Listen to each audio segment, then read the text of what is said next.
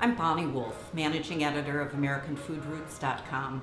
I'm in the kitchen at Hill Center in Washington, D.C. with three historians who are going to add to the museum's discussion of warfare through a series of videos. My name is Julia Irwin, and I'm an assistant professor of history at the University of South Florida. I specialize in U.S. foreign relations, American humanitarianism, and especially U.S. foreign relief during World War I. I'm Helen Veit. I'm an assistant professor of history at Michigan State University. I specialize in food in the World War I era, and I work on food history generally. I'm Amanda Moniz. I'm the assistant director of the National History Center of the American Historical Association. I'll be making some of the recipes from the World War I cookbooks.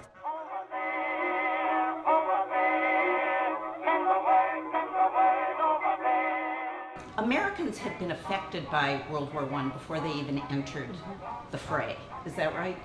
Absolutely. Food aid to Europeans was one of the first major international food aid projects that Americans ever had. We often think about American entry into World War I starting in 1917, which is when the U.S. military entered the war. But the war itself had been going on since 1914, and Americans were involved in their kitchens. They were saving food to send to European soldiers and civilians. There was not a rationing system, but they were encouraged to voluntarily save their food to help European children and women and soldiers keep fighting. In fact, the war itself was hugely disruptive of agriculture in Europe. There were trains suddenly running through what had been farmlands, and one of the big stories is that millions of farmers left for the trenches to fight, so European agricultural production went way down, and lots of people were going hungry. Yeah, so the United States became a major supplier to the Allies, especially to Britain and to France, supplying wheat for bread, supplying meat, sugar, these precious sources of calories, fats as well. Americans were very humanitarian. American involvement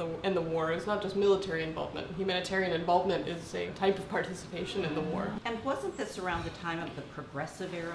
Absolutely. The Progressive Era was a time of big social reform in general in the United States, a time when all sorts of people became interested in the idea of positive social change, in the idea of progress. And food was one big way that people tried to make changes and to reform things. Once America actually entered World War I officially in 1917, the president, Woodrow Wilson, created a mandate to make a U.S. Food Administration, which was a temporary wartime agency that aimed explicitly to export as much food as possible to Western Europe, both to allies and also to U.S. soldiers at that point. And that started a huge conservation effort around the country to try to get Americans to eat less of the products that they were trying to export: wheat, beef, pork, sugar, and butter. And I think it's also important to point out it was a voluntary effort. So Herbert Hoover, who was the head of the American Food Administration, decided that he didn't want to make this a legal mandate. So Americans were very much voluntarily encouraged to save food, to conserve food. They had housewives sign pledges saying that they would voluntarily conserve food, and by the Food Administration's reckoning, about 70% of American families did that.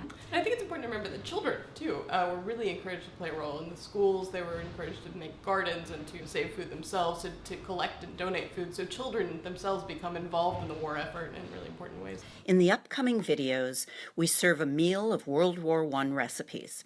We start with date salad and peanut butter soup, go on to soybean croquettes and cornmeal rolls, and finally, braised tongue and mandalay salad. Dessert, maple cake, a meal from soup to nuts.